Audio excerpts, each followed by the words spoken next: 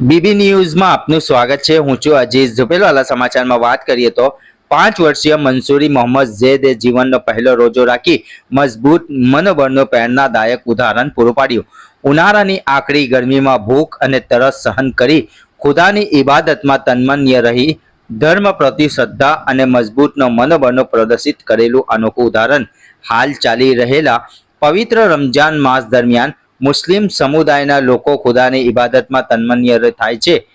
રોજાની પવિત્ર પરંપરામાં મુસ્લિમો દિવસભર ભૂખ અને તરસ સહન કરી ખુદાની યાદમાં રોજો રાખે છે। ત્યારે ઉનાળાની આકરી ગરમી હોવા છતાં રોજાની પરંપરામાં ખલેલ ન પડે તે માટે મોટી સંખ્યામાં મુસ્લિમો પોતાના ધર્મ પ્રતિ નિષ્ઠા દાખવતા હોય છે। ત્યારે ધબોઈ રોડ પર આવેલા કિસાન નગરમાં રહેતા પત્રકાર મંસૂરી શબ્બીરના પુત્ર મંસૂરી મોહમ્મદ ઝૈદે ફક્ત 5 વર્ષના જીવનમાં પહેલો રોજો રાખી મજબૂત મનોબળ અને ધર્મ પ્રતિ શ્રદ્ધા પ્રદર્શિત કરી છે।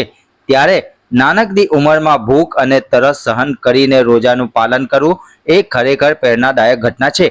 આ નાનકડા દીકરાએ ભલે નાની ઉંમર હોવા છતાં ખુદાની ઇબાદતમાં તન્મન્ય રહી દિવસભર રોજો પાડી મજબૂત મનોબળનું ઉદાહરણ પૂરું પાડ્યું અને નમાઝ જેવી ઇબાદતમાં ડૂબી રહેલા આ દીકરાએ ભવિષ્યમાં ધર્મ પ્રતિ શ્રદ્ધા અને નમ્રતા દાખવતાનો સંદેશ આપ્યો છે તેમ જાણવા મળ્યું હતું।